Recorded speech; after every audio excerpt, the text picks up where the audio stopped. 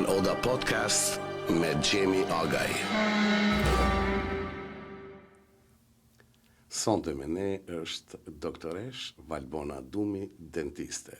Valbona, mirë se erdhët në Albanian Oda Podcast. Mirë se i gjeta Gjemi dhe shumë faleminderit për ftesën. Po, besoj që nuk jenë tash te klinika juaj aty, a? Te klinika jote sot. Valbona, jam shumë i gëzoj, lumtur që je këtu. Kem shumë për të folë, por unë do të anis me një falënderim publik për ty. Ka 2 vjetë që unë kam kaluar me një periudhë për punën e dhëmbëve që kam bërë disa implante dhe normalisht i kam bërë në Kosovë, po pjesën tjetër të kujdesit ma ke bërë ti këtu edhe unë të falenderoj publikisht.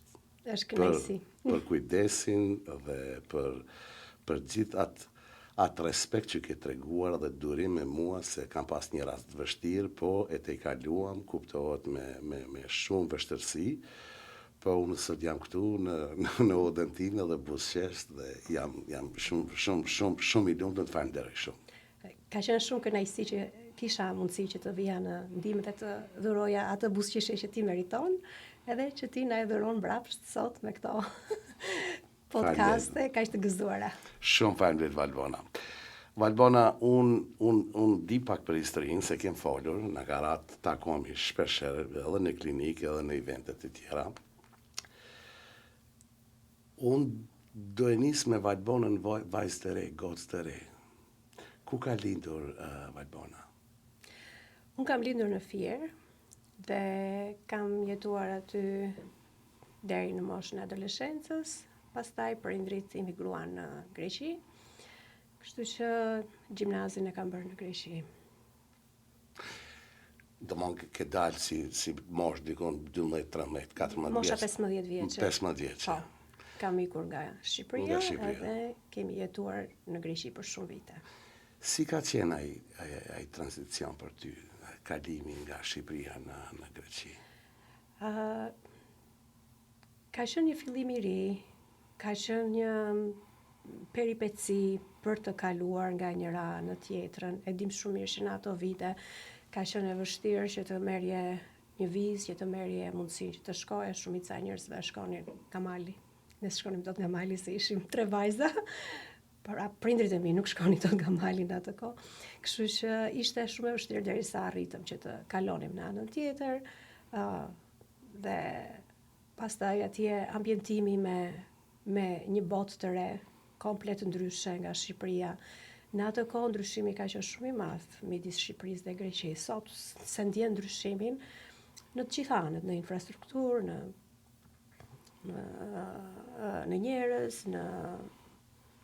në kualitetin e jetës e të gjitha këto. Dhe për ne ishte një ndryshim shumë i madh. Kur ikën në atë lloj moshe nga Shqipëria dhe aty ke qenë e rrethuar me shoqëri, unë jam tip ekstrovert, kështu që isha plot me shoqe e shok në atë kohë. Dhe kur shkon atje përballesh me diçka të çuditshme që s'ishe përgatitur. Edhe me gjuhë do të thotë ju. Gjuha patjetër, nuk e keni ditur. Nuk e kemi ditur gjuhën. Po përveç gjuhës, se gjuha ishte si të thuash ajo pjesa që ti në fillim nuk e kupton se ç'a thon. Pastaj kur fillon dhe kupton se ç'a thon. Mami mos ta kishte kuptuar. Sa i thua shami kur se kuptoja. Dhe ka qenë kjo pjesa e racizmit. Dhe në ato vite racizmi ishte më i theksuar me shqiptarët, kundrejt shqiptarëve nga Greqia. Sot nuk ndihet më. Po atëherë ishte, se ishin shumë shqiptarë që shkuan në Greqi, ndodhen shumë gjëra në atë kohë, jo të gjithë ishin njësoj, jo të gjithë detyrimisht bën keq apo ishin të këqinj apo të prapambetur apo ku ta diun se si na quanin. Por kur je në moshën e adoleshencës dhe ti shkon në gjimnas atje, është kjo përballja e parë që ti ke me atë refuzimin nga shoqëria. Dhe unë ndjeva e refuzuar sepse ata kishin ciklin e tyre, nuk doni që të kishin shqiptar në shoqëri, të kishe shqiptar në shoqëri, quheshe ti sikur sishe ajka e shoqërisë, ishe i prapambetur i shoqërisë. Si të ka bo mundje kjo? Ma thellësisht. Shumë keq në fillim, po për fat të mirë unë kam një motër binjake dhe shkova, isha bashkë me motrën binjake, ishim të dyja në shkollë bashkë. Kështu që unë kisha një shoqe dhe ajo kishte një shoqe në fund të ditës, por prap donim atë integrimin me shoqërinë e re aty, dhe integrimi me shoqërinë e re nuk ishte i lehtë. Madje edhe shqiptar që ishin shqiptar të vajtur 5-6 vite më herët se ne aty, ata e flisnin greqisht mirë, ne se kuptonim që ishin shqiptar dhe ata nuk na jepnin me dije që ishin shqiptar, sepse nuk donin që të refuzoheshin dhe ata prej shoqërisë. Kjo më dhem shumë, sepse... Ka qenë shumë e dhimbshme. Shumë është e dhimbshme. Dhe çfarë ndodhi vitin e parë, ishte pjesa që u mësova pak më mirë me gjuhën, ishte e vështirë, po forcat edhe kur je i ri, më fal, e mëson gjuhën dhe më shpejt. Dhe vitin e parë, më kujtohet që na vjen një profesori i gjuhë letërsisë, edhe thotë që çdo vit bëhet një si event për të rinjt, për adoleshentët që ndodhen në gjithë Greqinë, quhej Parlamenti i Adoleshentëve. Dhe tek Parlamenti i Adoleshentëve ju mund të paraqisni një problem social, familjar, ekonomik, si paraqiten problemet në parlament, edhe problemi do shqyrtohet nga ana juaj, do jepen problematikat, do jepet edhe një zgjidhje nga ana juaj se si mund zgjidhet ky problem. Por ata donin ta shikonin me syrin e adoleshentëve, se si një i naiv, i pastër, pa ndikime të jashtme të shoqërisë, pa drejt vote, pa të drejt vote, pa ndikimin edhe pa influencimin e shoqërisë, se si do ta jepte mendimin për një problem të caktuar që ka shoqëria greke. Dhe mund të flisni për çdo lloj problemi që ju mund të keni. Edhe kjo direkt më intrigoi, edhe thash, unë jam pjesë e shoqërisë dhe mua ajo që më shqetëson sot është racizmi, dhe racizmi është një problem shoqëror shumë i rëndësishëm. Dhe ne kishim një vit kohë që të përgatisnim një si tip eseje, nga shkolla ku isha unë, kishte 7 vjet që krijoi që bëhej ky eventi, edhe s'kishte fituar asnjëherë nga shkolla ku isha unë. Dhe ishte viti 7-8 që po organizohej. Dhe ai mësuesi po na ju inkurajonte që të shkruanim sa më mirë, të ishim sa më të përpikt edhe sa më këmbgulës, që të paktën të fitonte njëri nga shkolla jonë dhe të shkonte. Long story short, që mos ta zgjas. Kjo shumë e rëndësishme. Vitin në fund të vitit që pasi u dorëzuan eset nga të gjithë nxënësit kushtonte të merrte pjesë, vjen ai profesori prap me një lajmërim edhe thot më në fund nga shkolla jonë njëri të shkoj të na përfaqësoj tek Parlamenti i Adoleshentëve. Edhe është nga klasa juaj, tha se erdhi te klasa jonë. Edhe unë tani do shpall emrin e fituesit, është Valbona Dumi. Ngritën grekët, bravo, se dishin ata përse kisha shkruar. Nuk kishin idea. Për vuajtje tuaja. Edhe urime na nderove na bëre. Thash prisni. Me pak fjalë, ishte eksperiencë shumë e bukur, shumë e kompletuar unë ndjeva në atë kohë, se kur e nxjerr atë që ke për brenda, ndihesh rehat, ndrihesh edhe sikur mos të jepet zgjidhja atij problemi.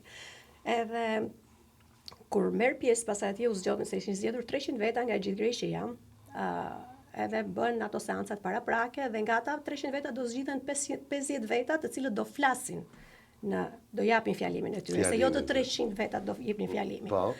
Edhe I was praying, edhe u zgjodha te këta 50 veta që do jepnin fjalimin. Ky fjalim, vetëm për shikuesit, është mbajtur në Parlamentin grek.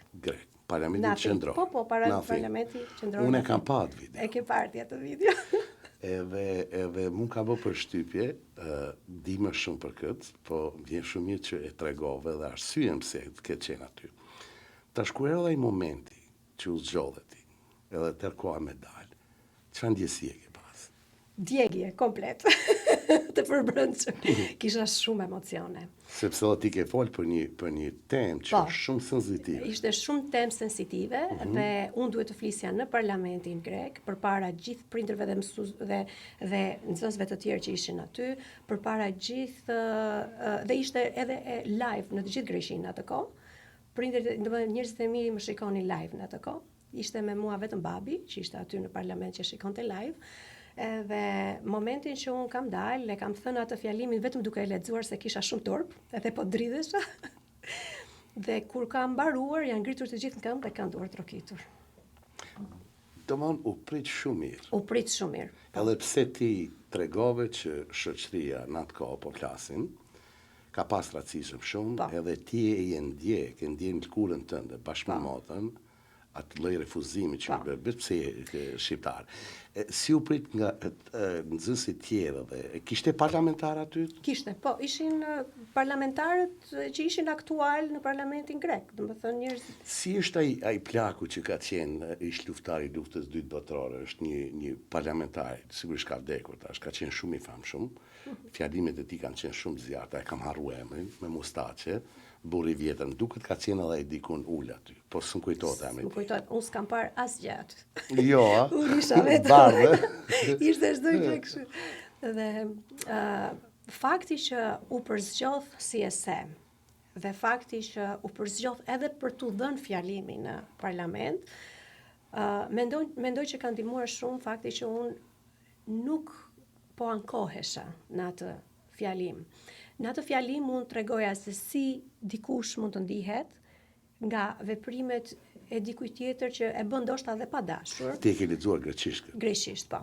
Domthon sa kishe kohë në Kisha 1 vit e gjysmë në Greqi. Domthon e kishe mësuar? E kisha mësuar greqishten, fjalimi ishte i shkruar me gabime ortografike. Normal, po. Dhe kur ja kam treguar mësuesit më tha do ta lëm kështu si është, sepse kjo tregon që ke shkruar ti dhe jo ndonjë tjetër. Po. Fakti që thash edhe një herë që u pëlqeu atyre dhe e zgjodhën është se nuk është se isha me sulm kundrejt tyre. Ti vetëm e tregoje me dashamirësi që kjo s'është mirë, s'është kjo nuk është mirë, që unë nuk kam ardhur këtu në Greqi për të lypur lek, unë këtu kam ardhur për të patur një të ardhme më të mirë me forcat e mia dhe vetmja gjë që kërkoj është të hapet krau edhe të pranohem si një njeri normal. Po. Edhe u prit shumë mirë, pastaj edhe kur shkova në shkollë. Pas 5 ditësh që mbaroj ajo. Tash ma thuaj në shkollë, kjo është shumë e rëndësishme në shkollë. Po, ndryshoj komplet shkolla pa ndryshe. Po jo komplet shkolla, nuk po them se s'kisha shoqërimet e gjithë, po që ndryshoi qëndrimi. Kishte një respekt, kishte një dashamirësi, ndoshta nuk u bëm shok të ngushtë me njerëzit që me fëmijët e tjerë që ishin aty, por ama në një farë mënyre ti i tregon të tjerëve që unë e meritoj respektin sepse jam kjo që jam. Nuk mund të kem mos respekt për dikë që ju nuk e dini se kush është. Po babi i mami? Shumë të emocionuar dhe ta shumë krenar. Më tregonin mami me motrat që shikonin që e pan live nga shtëpia, tha neve s'dëgjojmë asgjë se ishin vetëm duke qarë nga emocionet. Nga gëzimi. Po ishin shumë krenar sepse kush shqiptar në atë kohë të arrinte në atë nivel, domethënë që të dilte te parlamenti grek me atë lloj teksti edhe unë po përfaqësoja, unë po përfaqësoja gjithë bashkëmoshatarët e mi dhe jo vetëm bashkëmoshatarët, po edhe të rriturit edhe të gjithë ata që kishin të njëjtin problem. Kështu që u prit shumë mirë dhe ishte një nga eksperiencat më të bukura që kam përjetuar në atë moshën e adoleshencës. Edhe ajo ka ndikuar pastaj sigurisht edhe tek profesorët, mënyra se si të kanë pa. Që je gocë punëtore, je gocë nga një familje mirë, domthonë kjo sigurisht e ka letuar pak shkollën e mesme, ha? Po. Dhe çdo gjë pastaj ishte më ndryshe, mund të them, ndryshoi diçka, të paktën tek unë si person, ndoshta jo te të gjithë, po domethënë ata që ishin bashkëmoshatarët e mi ishin duke më parë me një sy ndryshe. Po mirë, Valbona, këta fëmijë tjerë shqiptarë që ishin sigurisht disa të ikur më herët, disa moshën tonë që kanë ikur të njëjtën kohë.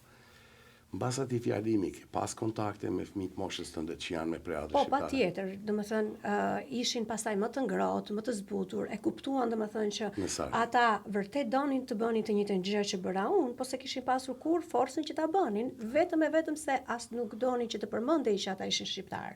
Sepse ç'a ndodh kur ti e flet mirë greqishten, edhe pagëzohesh dhe me një emër grek, se shumica shqiptarëve janë pagëzuar, dhe kur pagëzohesh duhet të marrësh një emër, si thua, të shenjti. Ky është rregulli, nuk është se ndrojnë, është çike gabuar ky koncepti që vajtën në Greqi dhe ndruan emrin. Nuk ndron emrin, thjesht ata që janë ortodoks shqiptar, edhe që duan të vazhdojnë atë besimin e tyre atij dhe donin të pagëzoheshin, unë jam pagëzuar në Greqi. Dhe kur u pagëzova, nuk mund të më pagëzonin e shenjta Valbon, sepse s'ka të shenjtë Valbon. Kështu që u pagëzova me emrin Sofia. Nuk do të thotë që ndrova emrin, nuk do të thotë që Ti e ke mbajtur emrin tënd. Unë e kam mbajtur emrin tim patjetër, edhe e kisha si middle name Sofia. Por që duhet pagëzohesha me një emër që ishte një shenjtor, një shenjtore. Ndërsa dhe shqiptarët që kur vën në Greqi edhe janë të pagëzuar me një emër grek, nga që kanë brenda atë frikën e refuzimit, gjithmonë përdorin emrin grek, emrin e pagëzimit kur prezantohen. Edhe ose të paktën si impakt të parë. Kjo ka ndodhur më herë. Po. Tash janë shqiptarët më të çlirë atje? Tani shqiptarët i kanë fëmijët që lindin u vënë emra grek ata që jetojnë në Greqi. Automatikisht. Tash një pyetje. Shumica. Nëse je shqiptar musliman, Po. je shqiptar katolik, edhe je shqiptar bektashian, edhe je në Greqi. Ti nuk do të pagëzohesh. Nuk pagëzohesh, nuk është. Mban emrin tënd. Patjetër. Ata që e bëjnë me dëshirë, nuk të detyron asnjëri. Ne e kishim dëshirë sepse ne kishim anën e babit që ishin ortodoks, edhe nëna na i bënte ato, si thuash, ato vestë e Pashkës dhe ato traditat në mënyrë të fshehtë në fillim atëherë kur s'lejohej, edhe e kishim dëshirën. Nuk është se na detyrojnë ndonjë njeri, domethënë. S'është një frikë tjetër që gjithë ata fëmijë që janë fëmijë shqiptar, mbas një kohë, se tash nuk do futem nga anë politike, po kur e emëron dikon me emën tjetër, një kësaj rasti, jo të religionit tjetër, por një etnie tjetër, kur të rritën ata, pse mos kene emrin shqiptar, pse janë shqiptar ortodoks. Fundit për shembull, mund me pas dikush emrin Ilir, mundën me qenë ortodoks, katolik, musliman, bektashian, se unë kam dëgju që disa nga ata kam pas të shtat detyruar kuptimin sepse duhet ta marrësh një emër të shenjtorit. Kuptohet nësi e nga besimi ortodoks. Kjo është në kontekstin e kishës vetëm. Po. Pra, ti do pagëzohesh në kishë. Kisha ka ato rregulla që ka, thotë që të pagëzoj më gjej një emër që është i një shenjtori. Po ka ndonjë shenjtor shqiptar? Me emër shqiptar jo. Të paktën në Greqi nuk është se pagëzojnë me emër shqiptar. S'ka pas ndonjë shenjtor? Unë nuk di domethënë që të jetë pagëzuar ndonjëri me. Domos s'ka shenjtor shqiptar në religionin ortodoks, ëh? Unë nuk jam ndjeni që të jetë në një. Du ta gjejmë ta. Valbona. Tash, kur ishte kthimi i parë në Shqipëri nga Greqia? Të kujtohet? Kur u kthyet herë të parë, mbasi që iket në Greqi? Kur u kthyet Shqipëri? Ka qenë pas 2 vitesh që kemi qenë në Greqi dhe ka qenë hera e parë që neve u kthyem si vizit në Shqipëri. Shumë emocionuese. Shumë emocionuese. Më kujtohet si sot ka qenë shumë emocionuese sa kaluam atë kakavin. Që është kufiri, edhe që hynte toka shqiptare, sikur të rridhin ato lotët vetë. Edhe nuk e kuptohen se si ndodh, e thua kaq shumë, më kishte munguar mua, po të mungon. Të mungon, thirr vendit, thirr ato memorjet ato. Është emocioni pa parë. Unë kur shkoj në Prishtinë, kur aeroplani zbret e shoh Bilicin ndrillet trupi. Po. Unë e kam sa herë që zbret avioni në Shqipëri, domethënë, edhe sa herë që ngrihet, sikur të shkëputet diçka, pavarësisht se e di që këtej e ke jetën, këtej është më mirë. S'po ankomi, mirë jem këtej, se me vedije, si më thonë, shumica e madh, po është lidhje emocionale, thirr vendi, thirr toka. Unë e them kur shkoj në Shqipëri, unë normal në Kosovë. Po sidomos kur shkoj gjatë kohës verës, në det Shqipëri, që unë se ndroj me asnjë vend dot, as me ato ishy çka janë ato të mëdha, Bahamas e ku ta di unë atje në oqeanin patësor që shkojnë ato ca vende, së më bojnë përshtypje. Gjëja parë që e bëj, largoj nëse kam qërapa o diçka, edhe këmbët zbathën tokë. I ullë. Që ta ndjesh. Ta ndjek sikur ajo fusha elektromagnetike, ky pellazgu hedhi këtu. To ka me një. Është ndjesi edhe është emocion që ndoshta ne i krijojmë vetes, po ato memorjet tona, ato eksperiencat tona janë lojnë qurë. Edhe unë dijem që jam vendin tim. Pushoj, është ndjesi e mirë, po i takove shoqet, pastaj të kthehemi këtu kur u kthej pas 2 vite. Si ishte ndjesia me shoqe? Ti e ndjen veten në shtëpi, përsëri. Kjo ishte, ta ndjesh veten në shtëpi, përsëri, sepse sado shoqëri ta ndej, edhe ka qenë periudha që s'kishte as telefon, as Facebook, as gjëra të tilla, dhe ne shkronim letra me njëra tjetrën atëherë. Wow. Po. Edhe... Po mas na trego këtu se duket se i kem nga 60 vjet, apo çfarë? Jo, shkronim, po s'kishte Facebook në ato kohë. S'kishte. Para 20 vjet e ka dalë Facebook.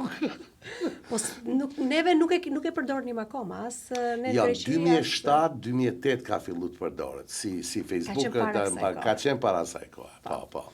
Kështu që neve atëherë shkronim letra me njëra tjetrën. Kushdo që shkonte në Greqi, ato na çonin letër, edhe kushdo që vinte në Shqipëri, ne i çonim letrat. Edhe gjithë lagjes letra. Edhe kushërim, Kryesisht e lagjes, do vinte dikush që ishte, domethënë do vinte në fier, për shembull, edhe neve ka qenë shumë e lezetshme.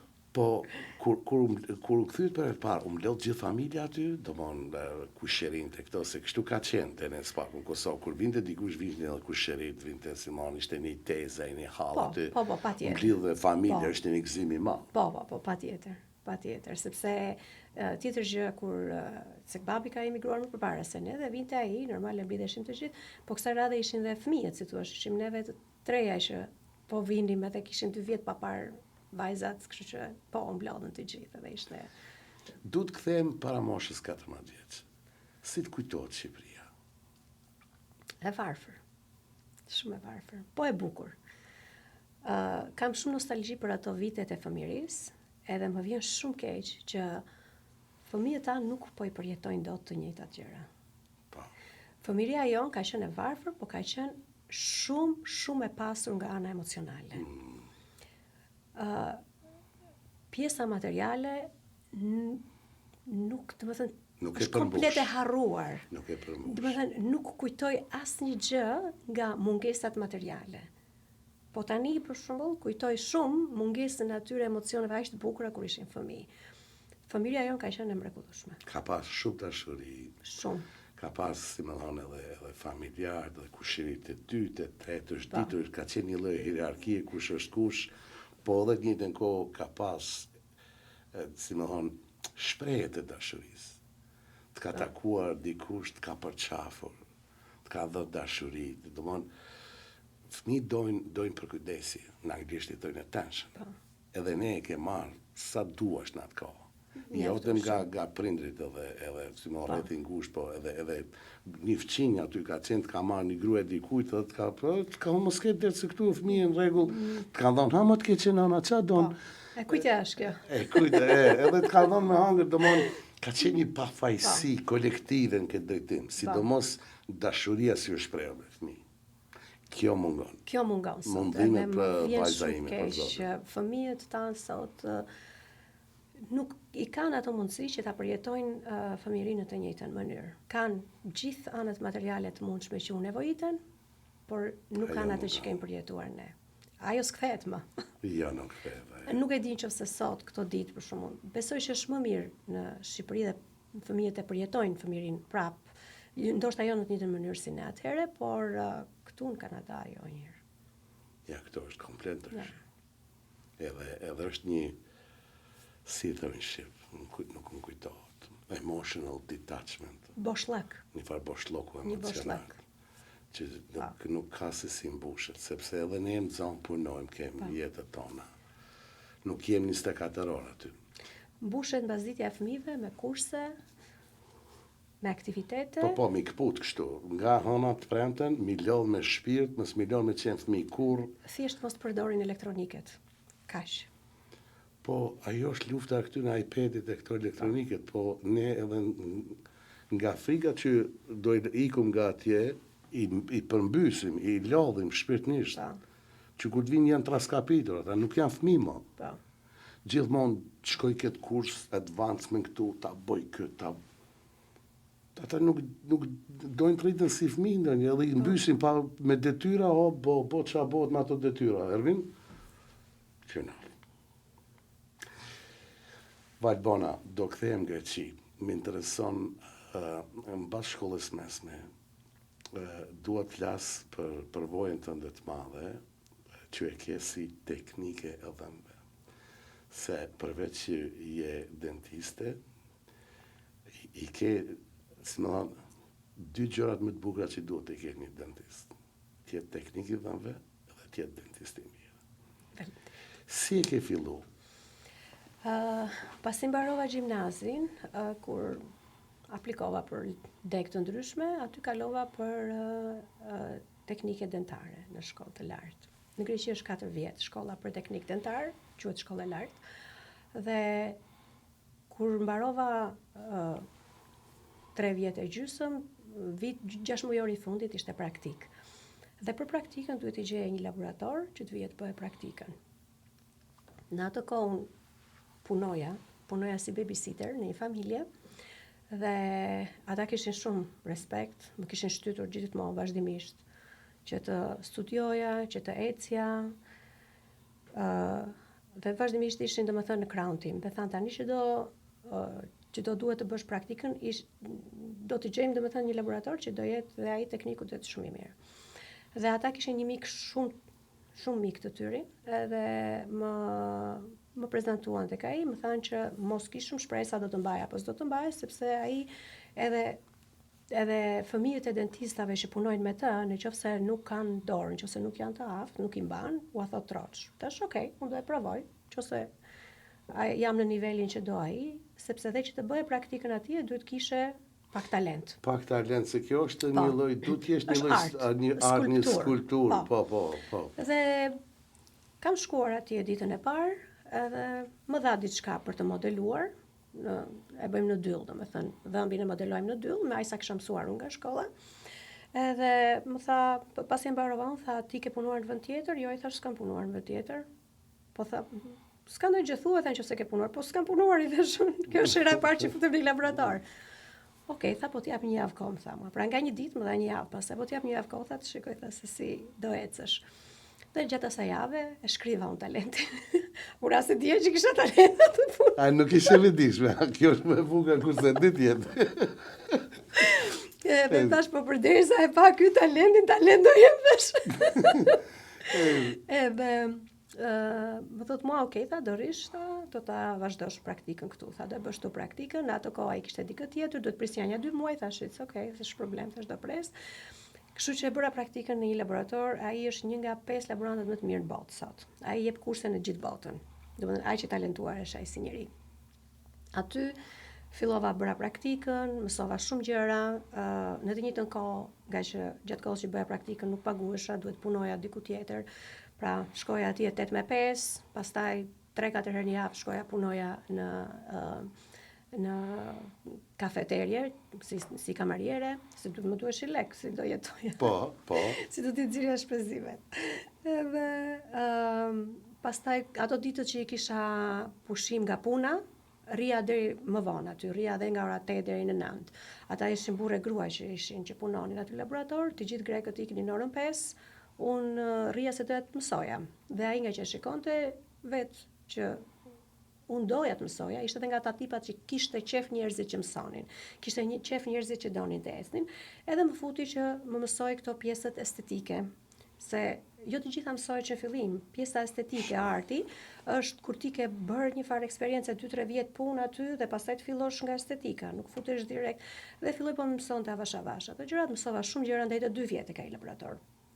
Pastaj ishte ai që më shtyti, tha, në qoftë se do që të kesh një jetë normale, mos të flesh në laborator si puna jonë, se ata të dy burrë e grua kishin laboratorin poshtë dhe shtëpinë lart. Mirë po, është një punë që të merr shumë kohë. Të merr kohë, po. Dhe vazhdo për dentistrim, thama se do jesh shumë e suksesshme nëse do bëhesh dentiste.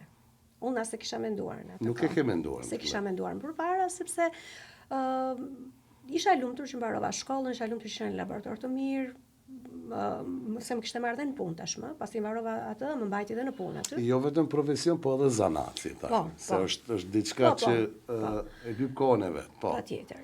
Dhe aty kisha dhe një shoqe që kishim mbaruar laboratorin bashk, dhe më thotë, pse mos shkojmë në Shqipëri, tha, sepse janë hapur shkolla private, është hapur një shkollë private, tha, që s'kemi nevojë fare të bëmi, se kishim çik problemin me shqipen pasaj, se a do i dim termat, tjetër gjë të dish të flasësh, e tjetër gjë të dish termat shkencore dhe të shkosh të konkurosh për dentistri.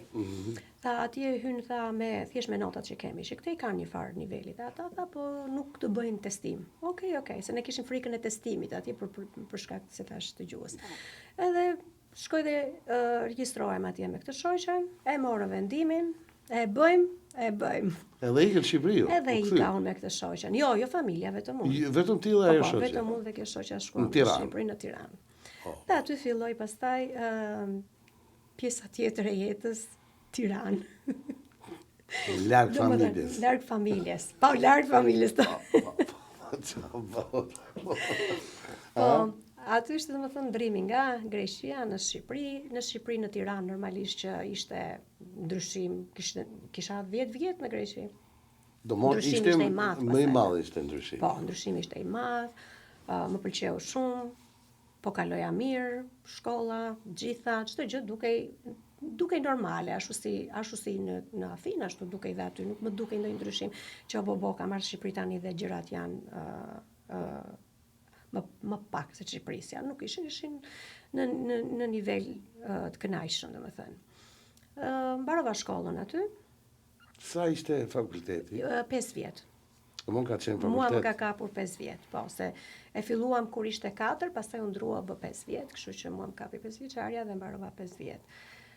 Ndërkohë aty që kam bërë universitetin, vazhdimisht s'rrija rehat, doja dhe të punoja nga çik, kështu që pata punuar si teknike dentare me dentistat të ndryshëm aty në Tiranë. Po, fillova? Po, filloja, domethënë kam punuar para se të mbaroja shkollën si teknike. Domethënë pavarësisht se shkoja në shkollë aty si në universitet dhe ndërkohë vazhdoja punoja edhe si teknike dentare për dentistë të tjerë në Tiranë. Ato gati 3 vjet, 2 vjet e ca që ti more një eksperiencë shumë mirë atje. Nga Greqia, po.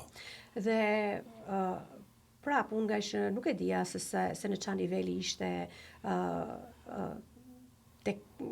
teknikët dentare, se çfarë niveli ishin teknikët dentare në Shqipëri, por kur fillova se unë hapa një si tip laboratori të vogël, edhe avash bëja këto punët estetike më tepër, veneers, faceta që quhen. Po. Edhe u vajta më shumë atyre doktorëve që ishin si më të njohur, që kishin klientel, si thuash, me kërkesa më të larta, edhe thash, kjo është puna që unë bëj, nëse u intereson, në fillim mund t'ua jap me një çmim shumë të ulët, vetëm ta provoni. Po si pëlqeu, s'ka problem, mos ma paguani, bëni një vend tjetër. Dhe puna ju pëlqeu, fillova të punoja, fillova të kisha të ardhurat mira. Dhe e vazhdova derisa mbarova dentistrin. Kur mbarova dentistrin, pastaj fillova të punoja pak si dentiste, me dentistë të ndryshëm, derisa dhe në të njëjtën kohë vazhdoja pjesën e laboratorit se më jepte të ardhura. Po është diçka që e ke pasion? Po, e kisha dhe pasion. Më pëlqente ta bëja. Kështu ma ke thonë që ka pëlqyer shumë ta bësh. Po. Dhe pas 1-2 vjetësh që kisha mbaruar fakultetin, edhe mora dhe pak eksperiencë këtej dhe andej hapa një klinikë të time se e kisha më rehat që më shumë bëja këto rastet që ishin estetike, avash u ngrit puna dhe në një moment pastaj nuk punoja dot më për dentistat të tjerë. Domethënë e shkëputa atë punë për dentistat të tjerë, thjesht bëja punimet e pacientëve të mi i bëja vetë në Shqipëri. Dhe pastaj u mor vendimi për në Kanada. Fatal. Fatal.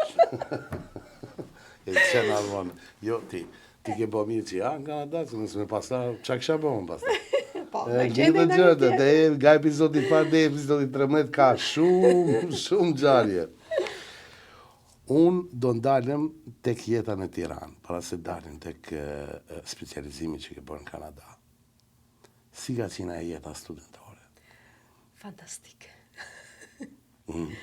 Se unë vetë si student, vitet 90-a, kur kam qenë në Prishtinë, mund me thonë që deri me tani janë vitet më të bukura të jetës time. Studenti është brok, si thojnë, është rryt fare, telef, s'ka lek. Po atë që është i knaqën shpirt me atë rrethin, me shoqërinë.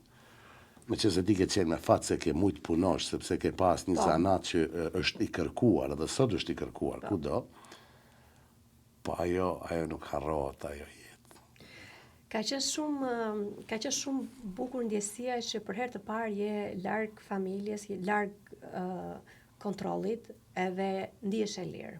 Po vetëm pastaj duhet të kesh vetë kontroll. Kjo është e bukur se të pëlqen ajo që ke. Pjekesh. Patjetër. Po, se të bën vetmia domon se je vetëm, s'ke më përgjithësi, po s'ke askënd mbi kokë. Po ideja është ti tash duhet të jesh përgjegjës për veten. Po, dhe të pëlqen fakti që je e përgjegjshme për veten tënde, duhet i bësh ballë gjërave, nuk e di njeri se vajten shtëpi sot, zvajten shtëpi sot, duhet të kujdesesh ti për veten tënde, që ti jesh mirë, edhe shkosh shëndosh në shtëpi në darkë.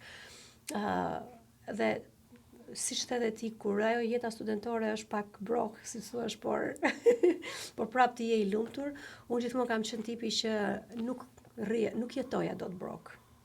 Se bëja dot. Kështu që vazhdimisht përpiqesha që të gjeja një mënyrë të pune, edhe si fillim fillova vitin e parë fare, fillova dhe jepja leksione për kitar kalamajve. Se në Greqi kam studiuar 10 vjet kitar klasike. Kështu që kur vajta aty, fillova u jepja mësim fëmijëve dhe nxirja një rrogë të mirë në fund të muajit ekstra nga ato që merrja nga prindrit. Kështu që kaloja mirë. Nuk më mugoja në ekonomike. Valbona gjithmonë punëtore to the point. Po s'mund jetoja. E di, jo po kjo pëlqen se je luftare, je luftarake, je këmbgulse, je ambicioze, po je edhe punëtore, se tash domthon me fjalë tjera që me punën që e bën e përmbush gjitha. Gjithmonë kam dashur që t'ja ofroj vetes çdo gjë që dua. Jo të pres të më bjerë nga qielli, apo jo të pres kur të më japin prindrit. Isha në një moshë që prindrit nuk mund të më ndihmonin dot më në atë moshë. Sa do më ndihmonin? Po më ndihmonin për shkollën, s'do më ndihmonin dhe për qefet. Unë jam një tip që atë që dua ta blej, ajo që më pëlqen, atje ku dua të dal. Domethënë nuk dua që të jem pa lek në xhep. Se duroja dot veten time të isha pa lek në xhep. Kështu që për post shkollës edhe studimeve që kisha, duhet patjetër të bëja edhe një punë ekstra. Gjithmonë kam bërë një punë që në moshën 15 vjeçe. Gjithmonë. Ndoshta kjo që ke bërë që nga mosha 15 vjeçe të ka dhënë një disiplinë që ta kuptosh çka është puna, çka janë të ardhurat, si të menaxhohet. Ka të bëjë edhe kjo me atë pjesë që ke përjetuar këtë pavarësi financiare që është në moshë tre. Po, e kam pas shumë të nevojshme, domethënë që ose e kam pas si synim që të kem gjithmonë pavarësinë financiare.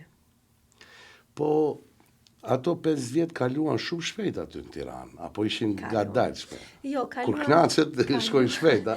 Kaluan shpejt sepse ishte jeta shumë intensive, shkolla, puna, pastaj pas pune, vinte ora 8-9 të merrin telefon dhe po t'ishe duke fletur, të thoshin, ti po fle sot, çau, jemi për karaoke. Domon. Edhe u thosha, po fle unë, s'duhet fle. Sepse kjo është jeta tani, pastaj. Kështu që nuk kam qenë tipi që thosha, s'ka gjë se flem sot se dalim nesër. Po prindit të vishin vizit, apo jo, shkoja unë, çdo 2 muaj shkoja në Greqi. Çdo 2 muaj shkoja në Greqi. Se dhe më mungonte edhe Greqia prindrit. Po mirë, Valbona, na flet për gitaren. Ke studiuar atje për muzikë klasike. Unë e di që ke edhe zërin e bukur. Shka? Aty, ashu. Si dojnë në Shqipëri, ashu, demek ashtu, edhe si instrumentiste, se përveç jetë jetiste, je edhe artiste. Pak. Pa. Unë na flet pak për eksperiencën tënde si studente e gitarës. Vitin e parë që isha në gjimnas në Greqi, filluan atje organizonin këto mbrëmjet e shkollës që i bënin me, si thuash, sa herë që kishte një fest nacionale apo një për Krishtlindje, çdo event ata organizonin një fest në shkollë. Dhe kur organizonin një fest ata vinin dhe thoshin kushdo që të marrë pjesë tek shfaqja që do kryejmë. Dhe unë gjithmonë kisha qef, kështu që merja gjithmonë pjesë. Ose në fillim merja pjesë si me këngë, dikush luante një instrument, dhe aty kur filluam që bënin provat, që kishte fëmijë të tjerë që luanin instrumenta, luanin kitare, aty më hyri në qef shumë kitarja. Se ata luanin edhe këngët që kishim qef jashtë programit të shfaqjes, si thuash, edhe aty më hyri shumë në qef. Shkoj, kjo është tjetër histori e bukur. Lutem ma thuaj. Edhe thash, unë do ta mësoj kitare se më pëlqej shumë. Edhe i them babit që shiko, unë dua të blej një kitare dhe dua të futem në kurs kitare, lekët i paguaj vetë, se unë punoja në atë kohë, punoja babysitter. Të shtunë të diela. Edhe jo, do e bëj, jo s'do e bësh, jo ti me kitare, jo. I thash, po çka ka ba kitarja? Jo, tha, do dalësh ti nga anës detit me kitare tani. Po, papës do dalë anës detit, do ta luaj për veten time.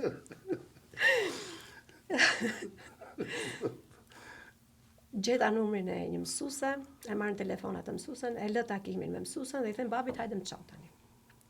Kitaren se kisha bler akoma, hajde më çao. Jo, kështu bashkë, do më çosh of disha. Unë çapo të kërkoj, po kërkoj asgjë tjetër, për të dalë s'na le, për të veshur s'na le, për kështu po, unë do luaj vetëm brenda shtëpit, premtoj s'dal rrugës. Kishte hallin e si del atje. Kishte hallin, do dilni me shoqëria anës detit, me zjarrin të ndezur, do krijohesh romanticizëm. E ka ditë babi, Edhe ishte çik fanatik.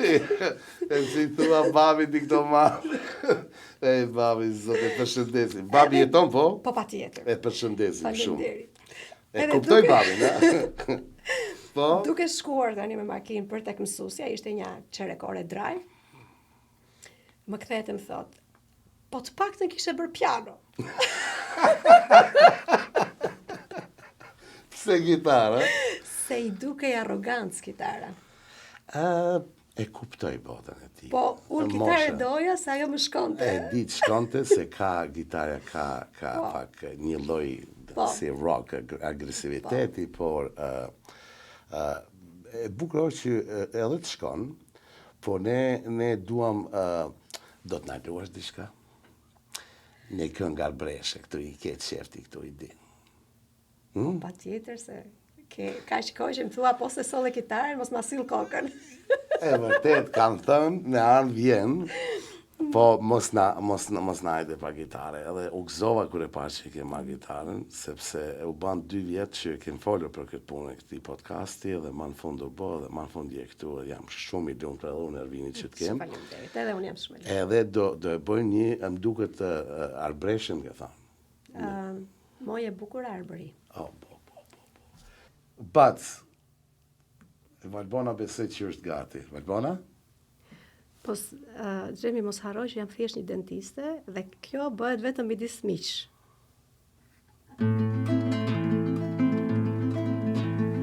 Në breg bulbardhat çajn fluturim si kënga jom plotman.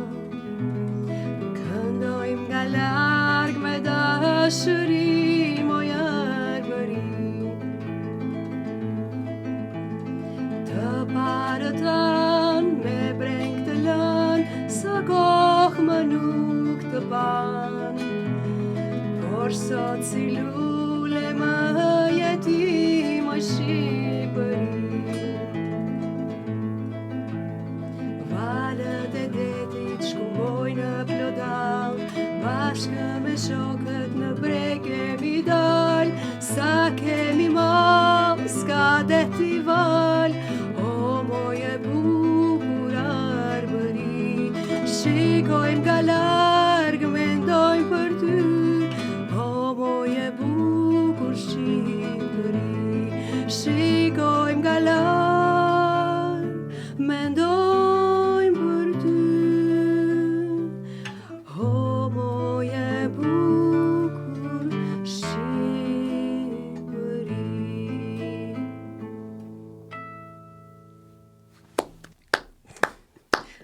Valbona t'lumshin dua, Me shumë kënaqësi. Shumë t'lumshin. Bac, Ervin, tash besoj që Valbona të ratoj gitaren aty dhe do fillojmë prapë. Valbona, na emocionove me këtë këngë, je shumë e mirë, Faleminderit. përveç një dentiste shumë e suksesshme, po je edhe artiste. Kjo është jashtë pune. Gjithmonë jashtë pune. Ti gjithmonë ke punu punën e dytë. Gjithmonë. Tash e ke pasionin punën e Po, po. dytë. Pasionin. Unë do e filloj tash biseden me ardhjen në Kanada, vendimin që ke marrë të vish të specializosh këtu. Si u morë ky vendim? Kur ndodhi kjo? Se ti ishe tash duke punuar, kishe si mon ordinancën, klinikën Po. tënde në Tiranë. Si erdhi kjo që vendoset të vish Kanada? Për sa kohë isha në Shqipëri, vazhdimisht e kisha atë idenë që jashtë është më mirë, për të rritur fëmijët jashtë është më mirë, aq më tepër Kanadaja, s'kisha qenë asnjëherë, vetëm e të dëgjuar dhe kur dëgjon, është tamam ajo që themi neve këtej, ata ndej kujton se këtej është e shtruar me flori. Dhe edhe pse nuk e dija që këtu licenca mund të njihej, jo licenca, diploma mund të njihej dhe mund të kishe të drejtën të merre licencë këtu dhe të punoje si dentiste, unë era me mendimin që për mua është okay, do punoj si laborante dentare, është një profesion që unë e pëlqej dhe nuk e kisha problem edhe ta lija profesionin e dentistrisë, vetëm që të ikja. Domethënë, kur je andej, sa shumë të dëshpëruar njerëzit për të ardhur këtej, ose sa shumë ëndra njerëzit thurin për ardhjen këtej, duke mos e ditur realitetin. Po pse është kjo? Si mendon? Për shumë arsye, nuk është vetëm të pasurit një punë të mirë atje. Janë disa probleme tjera që hasesh ditë për ditë, edhe ato të bezdisin në atë nivel që ti thua po iki, ose nuk bëhet këtu, nuk të dëgjohet fjala, nuk je pjesë e komunitetit për të marrë vendime për veten tënde. Nga ana politikës unë isha shumë e shkëputur, nuk është se merresha me politikë, puna ime s'kishte fare të bënte me si thuash me çfarë kush e kishte pushtetin, kush se kishte. Po ishin probleme të tjera, ato sociale të përditshme. Edhe thua që jo po si ta rrisun fëmijën këtu, me dhunën, sepse e ke atë frikën. Por ne harrojmë, më fal. Po. Por ne harrojmë një gjë shumë të thjeshtë. Pra, ne paramendojmë që çfarë mund të ndodhi fëmijëve të mi po të jetojnë këtu, ne paramendojmë që çfarë mund të më ndodhi mua po të vazhdoj të jetoj këtu, që mund mos të ndodhi asnjë gjë për të jetën dhe të jesh shumë i lumtur. Edhe jeta të rrjedhi për mrekulli. Ne harrojmë që ta jetosh jetën i lirë, do të thotë që ti je dhe vetë i lirë brenda në shpirt. Nëse ti e jeton jetën me frikë, atëherë nuk jeton dot asnjë moment i lirë. Dhe kjo pjesa, ndoshta edhe mosha ishte ndryshe atëherë, dhe kjo pjesa që këtu të kap plumbi duke pirë kafe, këtu të vjen tjetri të bie me makinë, domethënë gjëra të përditshme, të sikletshme, që shumë njerëz i mendojnë. Po është dhe një trend atje që ka fillu shtresa mesme ti, këto problemi. Edhe që është pak më lartë se shtresa mesme. Kuptimin e financiar të ardhurave, të jetesës që unë e kuptoj kur dishkush s'ka fare punë dhe ik. Po kur fillon kjo shtresa mesme, këto rreziku që ajo shoqëri është duke u shprasur. Fiks. Unë në atë kohë nga ana financiare kisha arritur atje ku duhet arrija dhe do arrija shumë herë më shumë. Madje kolegët e mi dhe dentistat që kisha punuar për ata më thoshin ti je çmendur që po ikën tani, domethënë ato punë që bën ti sot këtu, ti do jesh shumë herë, se vetëm 2 vjet kisha që kisha klinikën. Ti pas 5 vjetësh do jesh shumë herë më mirë nga ana financiare. Dhe unë i thosha nuk më intereson ana financiare. Ana materiale s'më ka interesuar asnjëherë. Gjithmonë i kam dhënë shkelmin çdo gjëje, domethënë vetëm që të arri të jem e lumtur. Dhe mendoja që aty nuk do ishte fëmija im, atëherë kisha vetëm djalin, nuk do ishte i lumtur, në shkollë nuk do edukoj siç duhej, ai ishte mentaliteti. Hajde më pyet sot. Ua, e po sot si djesh? Kur vjen këtu në Kanada, dhe kjo ishte mënyra se si erdhëm. Domethënë, e vendosëm, do ikim, erdhëm këtu. Që të kaloj direkte si ndihem sot, pa kaluar domethënë gjitha të sakrificat që kaluam shumë sakrifica për të qenë tani të qetë, si të thuash. Nga ana e dokumentave, nga ana e licencës, nga ana e punës, karriera, çdo gjë. Dhe kur kalon gjithë këto sakrificat, ti nuk e kupton as se ikën koha, ti nuk e kupton as çfarë bëhet rrotull, sepse je i fokusuar te një qëllim, që të arrish atë golin që ke vënë përpara. Por nuk shikon, a është ky vendi i dur që erdhe? Janë këta njerëzit me të cilët ti do të vazhdosh jetën? A janë këta miqt e dur për fëmijët e tu që po rriten këtu? Edukata e dur që u jepet, historia, çdo gjë. Nuk e shikon këto. Unë të paktën nuk e kam parë se kam qenë shumë e fokusuar dhe ky ka qenë një gabim. Ka qenë pjesë e vallës, se je futur për me kalu... Pjesë e vallës, po edhe gabim. Sepse sy duhen mbajtur hapur, sido që t'jetë. E teston një herë pastaj. Pastaj, kur kaloj gjithë ato sakrifica dhe marrja e licencës, ka qenë sakrificë më vete, gati 2 vjet e gjysmë, vetëm studime pa ngritur kokën, pa dal nga deri shtëpis, pa pa rrezën e diellit, derisa mora licencën. Pastaj e gëzuar se ke arritur, fillon punën, pastaj të merr puna, e gjitha këto. Dhe kur fillojnë edhe qetësohen çik gjërat që s'kem hall. Fillon dhe i shikoj gjërat pak më me qartësi. Edhe thua, gjithë këto mundime, edhe përse i kem që andej për ato gjërat që mund mos të ndodhin kurrë. Ky është mendimi im paktën. E di që shumë njerëz mund të jenë kundër kësaj që jo, është shumë keq, andaj jo është kështu, jo nuk bëhet, jo shkolla, jo dhuna, jo gjëra të tjera që sociale, probleme të tjera sociale që neve duam të kemi fëmijët larg atyre problemeve dhe dim që në Shqipëri apo në Tiranë janë sheshit. Por po të mendosh që ne si u rritëm, po ne si u bëm. Shumë thjeshtë. Ne si u bëm. Po të duan të bëhen. Po nuk duan të bëhen, le mos të bëhen. Ata kanë shembullin më të mirë për të bërë. Pra, kudo që të jenë, si në Kanada, si në Amerikë, si në Shqipëri, në qoftë se fëmia ju do të marrë një rrugë të shtrëmbët kur ti ke treguar të drejtën, ti ke treguar të drejtën, ti e ke bërë të tënde. Nuk ka rëndësi se ku je. Edhe fakti që i shikoj tani fëmijët që nuk e përjetojnë fëmijërinë në të njëjtën mënyrë si e kemi përjetuar ne kur kemi qenë të vegjël. Sa të lumtur kemi qenë neve atëre. Dhe ata sot jo, ajo më vjen shumë keq dhe them gjithë kjo sakrificë fundit për të thënë që jemi në Kanada. Mu me të meron ky mendim që ikën për fëmijët.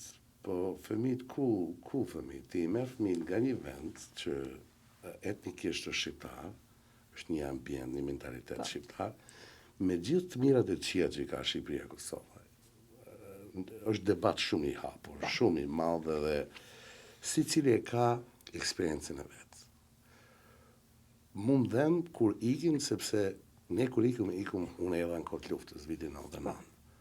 Po tash me ik një profesionist, një dentiste, që edhe i ka të ardhurat, me një vend ku ke 365 ditë diell, e me ardhë me minus 15-6 muaj, vetëm kjo në vetë është. S'po, Kanada është një edhim, është shtet i madh, shtet i mirë, shtet i mundësive, në rregull, këtu nuk do futim andej.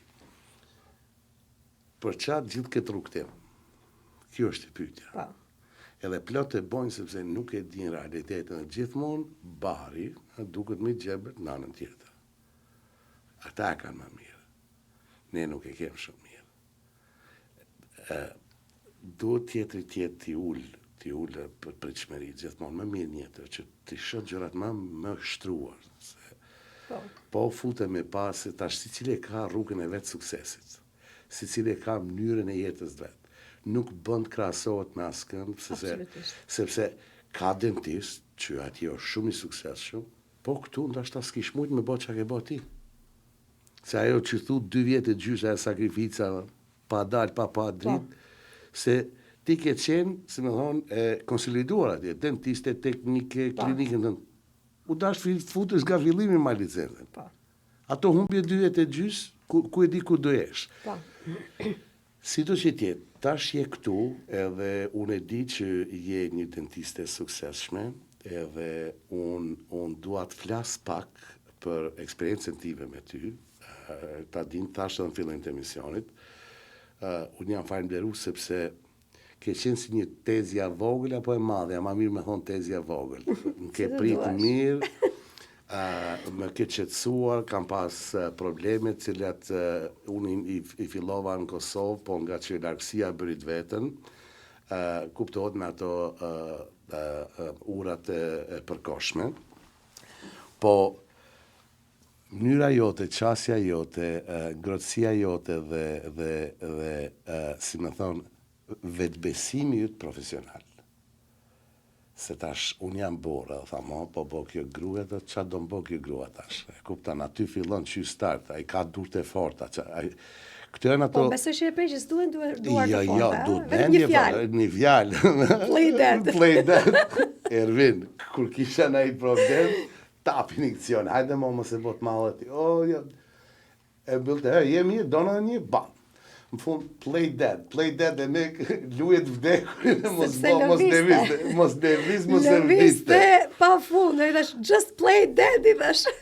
Unë këtu dua Valbona të fusë të klasë edhe për doktor Fisnik Mekaj, i cili unë kam fillu të bëj disa implante atje në Kosovë me te, edhe keni pas një bashkëpunim fantastik që dytë, që shpesh keni komunikuar me zvete për rastin tim, se qa do bëhet, edhe unë e falenderoj doktor Fisnikun shumë për edhe gjithë stafin e tij, sepse ka qenë një rast i rëndë, siç e din rastin, i puna që s'ka pas shumë kockë, duhet ato bon grafting që të bëhet, mbushen ato, po ne i te kaluam ato dhe unë e falenderoj shumë doktor Fisnik Mekaj dhe stafin e tij për punën që e kam bërë të mirë, po dhe ty të falenderoj për punën që ke bërë këtu, po dhe në komunikimin tënë me doktor Fisnikun që shpesh keni komunikuar, jo pa e ditun që apo ndodhë, edhe më ke marrë telefon Gjemi, thotë se këtë duhet ta bëm, edhe për durimin që ke treguar.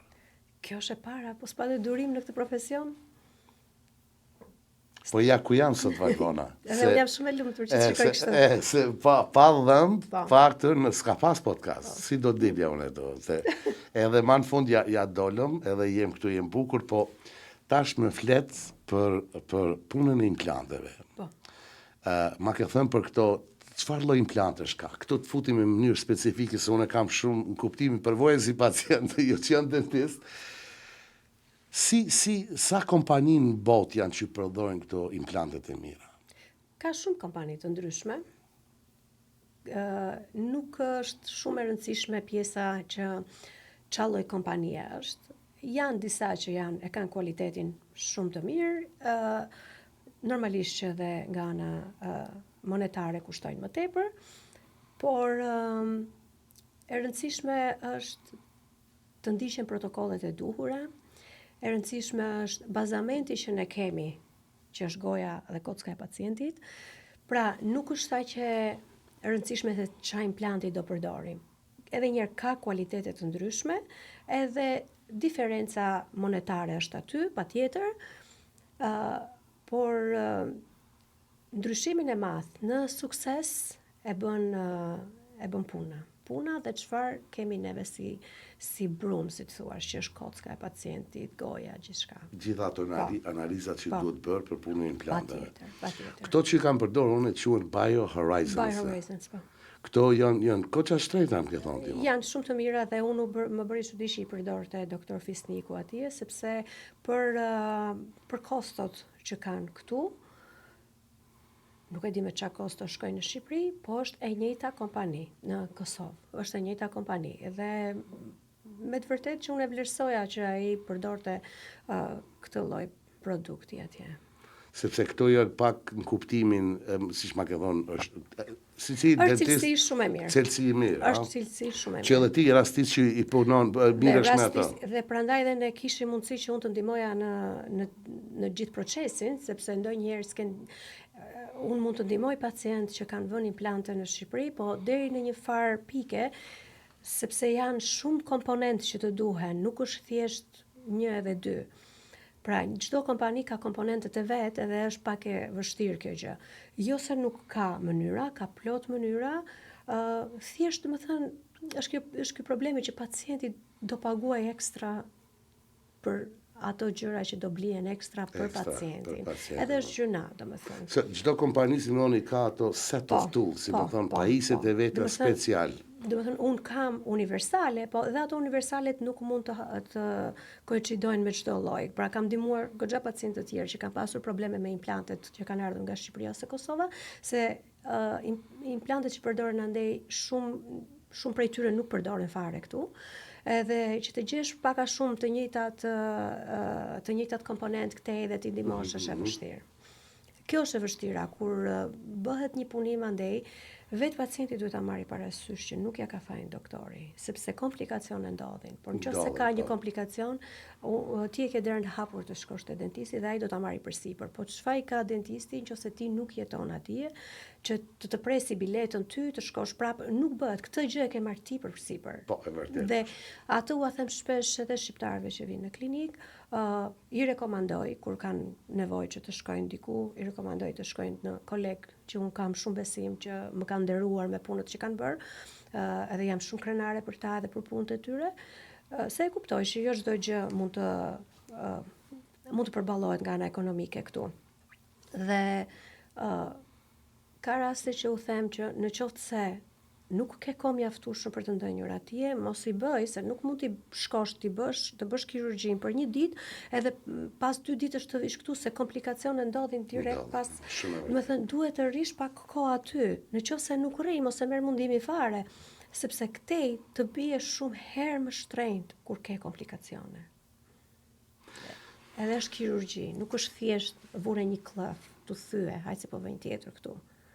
Po si shkon procedura implanteve? Duhet bëhet një ekzaminim i gojës, dihet shihet kocka sa ka mundësi për bone grafting, që është si më thonë një mbushje artificiale e kockës, me mbetje ose të shtazore ose varësisht artificiale, apo si danë ato? Shtazore, përdorim kockë të dhuruar nga që janë dhuruar nga njerëz. Nga njerëz, po. Nga njerëz, është allograft quhet. Allograft, po, është kockë humane. Dhe jo gjithmonë njerëzit kanë nevojë për atë, ka rastet janë nga më të ndryshme. Për shembull, në rastin për shembull që hiqet një dhëmball, në të njëjtën ditë mund të vendoset një implant. Në atë rast, shumica të rasteve s'kemi nevojë as për kockë, vendi është i duhuri. Po si bëhet kjo më ka hiqet, pasi hiqet dhëmballa, hiqet në mënyrë jo traumatike, pra sa më gentle, si thuash, me delikatesë. Me delikatesë që mos të dëmtosh kockën. Po kockën, po. Dhe në vendin që ke hequr atë, do vendosësh një implant. Po është më madhe apo? Po do bëhet preparimi i duhur i kockës edhe vendos implantin në atë ditë. E qep edhe vjen pacienti pas 5-6 muajsh edhe vendos. Mbyllet ajo dhe derisa të kapet të shtrëngohet vetëm. Këto janë domethënë rastet më, si thua, më të shpejta që mund të ketë dikush dhëm pasi heq një dhëm. Sepse nëse e ka hequr, edhe nuk është vënë implantin në të njëjtën ditë, sepse si ka plotësuar kushtet prej infeksionit ose prej kockës ose prej gjëve tjera, duhet të presi 6 muaj, pas 6 muajsh duhet vendoset implanti, pas 6 muajsh duhet vendoset kurora mbi implant dhe i merr gati 1 vit dikujt që heq një dhëmb që të jetë përsëri me dhëmb. Derisa të vendoset finali. Po. Mirë, Valbona, na flet për klinikën tuaj. Cilat servise i afron aty që të dinë për publikun që nëse ka nevojë dikush di drejtohet? Kryesisht këto trajtimet bazike që janë mbushje, heqje të dhëmballëve të syrit, sepse ato kërkojnë kirurgji, edhe ato i realizojmë. Mund të jenë raste të pjekurisë, pra po. Mund të jenë raste shumë të rralla që do t'i referoj, heqje të nervave që quhen root canal treatments, edhe aty raste të rralla do t'i referoj tek specialistët. Dhe punët pasaj që unë kam atë, si thuash, dëshirën time që kam punuar për vitesh edhe që aty kam, si thuash, atë talentin tim, është punët protetike, që janë këto klëfat, full mouth rehabilitation e quajmë, që rregullojmë komplet gojën e të njëjtën kohë me kurora, me implante, me ura, me çfarëdo që është e nevojshme në atë moment. Implantet po ashtu. Këto janë, domethënë, punët që unë procedurat me të cilat unë merrem në klinikë. Po puna inshurancave, do thotë punon edhe me inshuranca Patjetër. Si shkon kjo me këto inshurancat, ma thuaj, do të benefits si thonë? Benefits. Po, zakonisht mbulojnë të gjitha këto shërbimet bazike. Janë shumë rralla të inshuranca që mbulojnë implantet, mbulojnë edhe pjesën e klëfave, varet se çfarë benefitesh ka secili, por neve i marrim, nuk është nevojë të paguaj pacienti diçka tek ne. Neve e bëjmë atë chargjimin direkt tek inshuranca dhe ne i marrim lekët nga inshuranca. Kështu që është, si thua, një lehtësi dhe për pacientin që vjen, nuk ka nevojë të paguaj paraprakisht, vjen bë shërbimin, ikën. Ajo gjë më e bukur. Sepse unë e kuptoj që do një inshuranca t'i japin brapa kur i paguan, po është është shumë jo njerëzore më duket ajo që unë tash tikut atë lekun që e kam dhënë aty, më pëlqen kjo që vjen aty, kryen punën edhe thu, okay, ne do bëjmë bill, si thonë, do faturojmë inshurancën. Mirë, Valbona, ordinanca quhet Alb Blur Dental. Po. A thash mirë? Alb Blur Dental, po. Alb Blur Dental. Ku është saktësisht me lokacion?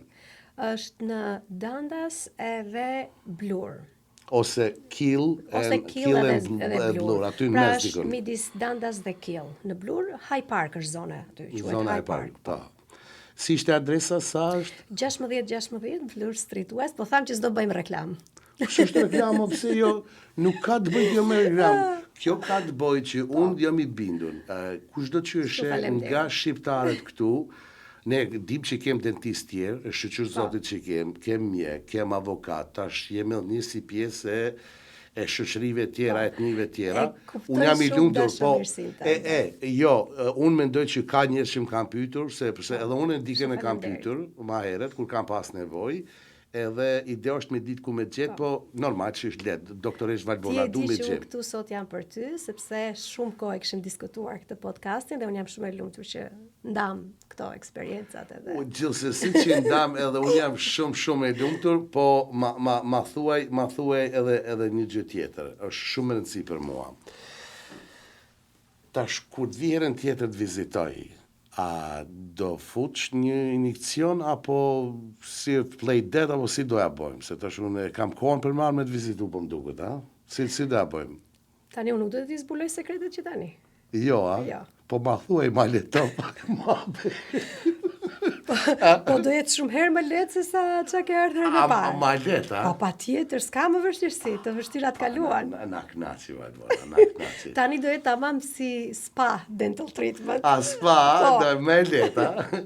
Nuk do të ketë kështu vujje, jo. Bravo, Valbona. U knaqëm, të falenderoj nga zema shumë, edhe unë të uroj ty, mos t'i harrojmë edhe gocat, Marien edhe?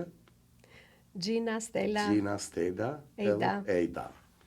I përshëndesëm, se për pak me harru, se atë janë pjesë stafit të. Patjetër. Edhe janë shumë gentile, janë shumë mira, i falenderoj shumë. Jemi një familje e madhe shqiptare aty. Ploteza aty. Dhe mund të them, domethënë që një pjesë e Shqipërisë, unë ndjej aty sepse dhe kam shumë pacientë shqiptar dhe jam shumë mirënjohëse që i kam dhe në të njëjtën kohë jam dhe shumë e lumtur sepse kalon e përditshmja ime me komunitet shqiptar. Nuk është se i kam gjithë pacientët shqiptar, po ditë për ditë kam pacientë shqiptar. Edhe kjo më bën domethënë të ndihem si në shtëpi. Më pëlqen. Di, sa herë kam marrë, kam taku dikë shqiptar aty, po i përshëndesim gocat. Faleminderit. Edhe unë të falenderoj që gjete kohë që na erdhe sot, nderove odën tonë, më në fund u realizua kjo. Patjetër. Kam qenë shumë i lumtur sepse e kam prit këtë ditë, kam thonë shumë herë do ta bëjmë, ke premtuar që do vish. Edhe shpresoj që do shihemi së shpejti. Shumë faleminderit. Respekt, falenderit. Faleminderit. Ervin, falenderit shumë, ha?